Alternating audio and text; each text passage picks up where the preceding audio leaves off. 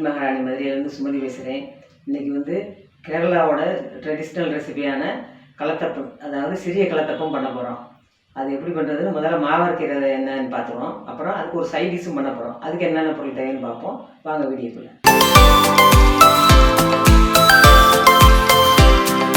சிறிய கலத்தப்பம் பண்ணுறதுக்கு இது பிரியாணி ரைஸ் 1 டம்ளர் எடுத்திருக்கேன், அதாவது ஜீரக சம்பா அது 1 டம்ளர், அப்புறம் 1 டம்ளர் சாதாரண பச்சரிசி பொன்னி பச்சரிசி எடுத்திருக்கேன். அப்புறம் இது ரெண்டையும் நல்லா கழுவிட்டு 4 மணி நேரம் ஊற வச்சு நான் எடுத்து வச்சுக்குவாங்க. நல்லா ஊறிடுச்சு, அதாவது அந்த ஜீரக சம்பா ரைஸும் பொன்னி பச்சரிசியும் ஊற வச்சு தண்ணியை வடித்து எடுத்து வச்சுக்கேன். இதை அரைக்கணும். இதை நான் கொஞ்சம் அரைச்சிக்கிட்டு அதோட 3/4 டம்ளர் வடித்த சாதம், இந்த புழுங்கலரிசி சாதம் 3/4 டம்ளர், அப்புறம் 3/4 டம்ளர் தேங்காய் துருவல் இதையும் சேர்த்து அரைக்கணும். அப்புறம் இது 2 மடங்கு அரிசிக்கு 1 மடங்கு ஜீனி சுகர் இது எல்லாம் சேர்த்து அரைக்க போகிறோம். அப்புறம் கடைசி வாசனைக்காக ஏலக்காய் தூள் அரை ஸ்பூனு சோம்புத்தூள், பெருஞ்சீரகத்தூள், அதாவது இதெல்லாம் சேர்த்து அரைக்க. இது வந்து 2 பார்ட்டு அரைக்க போகிறேன் நான், அதனால் இதில் பாதி அரிசியை கொட்டிக்குவோம். முதல்ல தண்ணி இல்லாமல் ஒரு சுற்றிட்டு அப்புறம் கொஞ்சம் தண்ணி ஊற்றி அரைக்கணும்.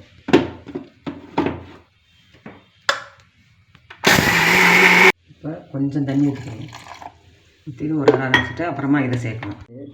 இந்த மாதிரி அரைச்சிட்டு அப்புறம் தான் இதில் வந்து 2 பார்ட்டாக அரைக்க போகிறேன். அதனால் இதில் பாதி வடித்த சாதம் பாதி போட்டுக்கிறேன், மீதி அடுத்ததில். அப்புறம் தேங்காய் இதுலேயும் பாதி போட்டுக்கிறேன். போட்டுட்டு கொஞ்சம் தண்ணி ஊற்றுறேன்.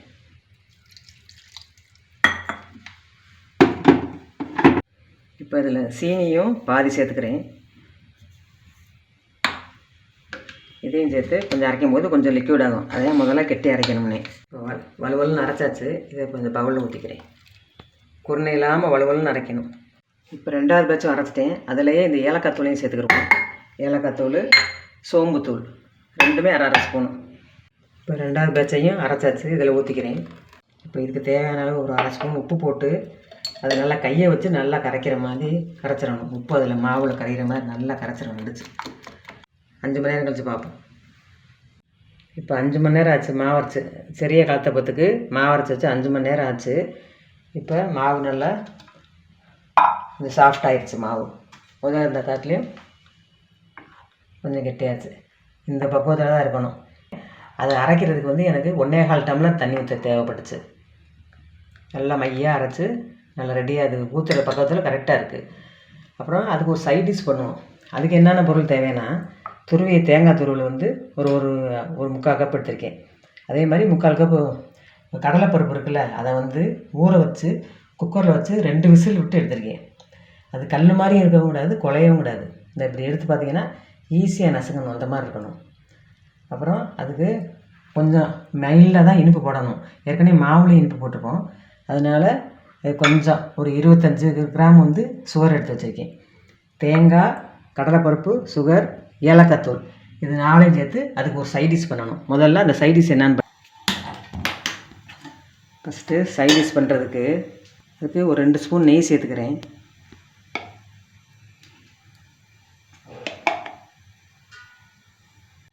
நெய் காய்ஞ்சதும் ஃபஸ்ட்டு தேங்காய் துருவல் சேர்த்துக்குவோம். இதை வந்து அந்த நெய்யில் எல்லாம் கலந்து வர மாதிரி கலந்துக்கிட்டால் போதும். ரோஸ்ட் ஆக வேணாம். அந்த நெய் இருக்குல்ல, அந்த நெய்யோட இந்த தேங்காய் வந்து நல்லா கலந்துடணும். அந்த நெய்யோட தேங்காயை கலந்தாச்சு. இனி இந்த சுகர் ஆட் பண்ணிக்கிடுவோம். இந்த சுகர் கரைஞ்சதும் அந்த தேங்காய் நல்லா சாஃப்ட் ஆகும். அப்போ தான் கடலைப்பருப்பு சேர்க்கணும்.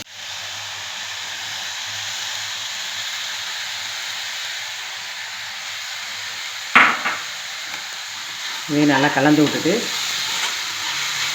இதிலேயே ஏலக்காய் தூள் சேர்த்துக்கிறேன். ஒரு அரை ஸ்பூன் ஏலக்காய் தூள்,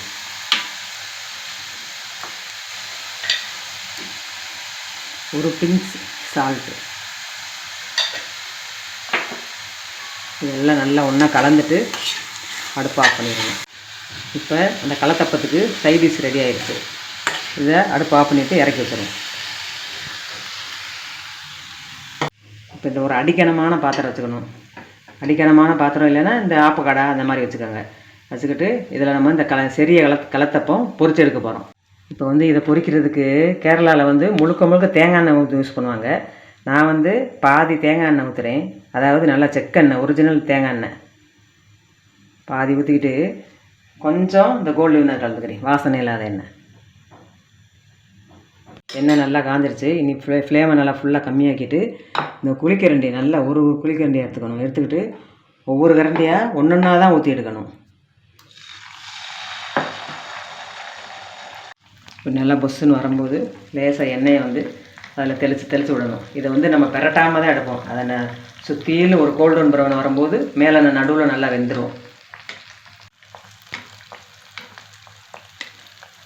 இப்படி எண்ணெயை நல்லா தெளித்து விட்டோடனே சென்டரில் வெந்துடும். சுற்றிலும் ஒரு கோல்டன் ப்ரௌன் வரும்போது தான் வெளியில் எடுக்கணும்.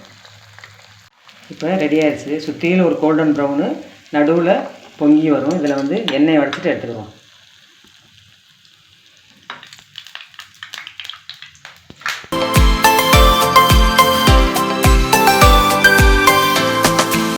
சுற்றிலும் நல்லா முருகலாக இருக்குது, நடுவில் ரொம்ப சாஃப்டாக இருக்கும் பாருங்கள்.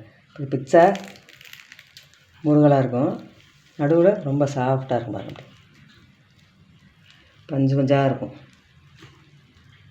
இந்த கேரளா கலத்தப்பம் பண்ணுறதுக்கு, சிறிய கலத்தப்பம் பண்ணுறதுக்கு நம்ம வீட்டில் உள்ள சாதாரண பொருட்களை வச்சே பண்ணலாம். நான் வந்து 1 டம்ளர் ஜீரக சம்பா, 1 டம்ளர் பச்சரிசி, அப்புறம் வந்து சோறு 1 டம்ளர், 2 டம்ளர் அரிசிக்கு 1 டம்ளர் சோறு போட்டிருக்கேன். அப்புறம் 3/4 டம்ளர் அடித்த சாதம், புழுங்கலரிசி சாதம், 3/4 கப்பு தேங்காய். எல்லாமே நம்ம கிச்சனில் டெய்லி யூஸ் பண்ணுறது தான். இதை வச்சு நீங்கள் இந்த ஸ்வீட் ஒரு தடவை பண்ணி பாருங்கள். நம்ம இது வரைக்கும் சுவைக்காத புது டேஸ்ட்டாக இருக்கும். டேஸ்ட் பண்ணி கேட்பாங்க. இந்த சிறிய கலத்தப்பம் டேஸ்ட் பண்ணுவாங்க. இப்போ இதை கொஞ்சம் வச்சு அந்த சைடு டிஷ்ஷையும் சேர்த்து சாப்பிடுங்க.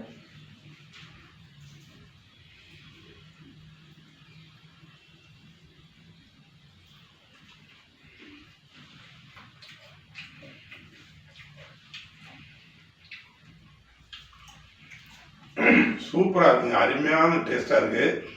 இந்த ஸ்வீட் டேஸ்ட்டே கொஞ்சம் டிஃப்ரெண்ட்டாக இருக்குது. அதனால் இதை நீங்கள் இதே போல் தயார் பண்ணி பார்த்துட்டு எங்கள் சேனலுக்கு சப்ஸ்கிரைப் பண்ணுங்கள். இந்த வீடியோ உங்களுக்கு பிடிச்சிருந்துச்சுன்னா லைக் பண்ணுங்கள், ஷேர் பண்ணுங்கள், சப்ஸ்கிரைப் பண்ணிக்கோங்க.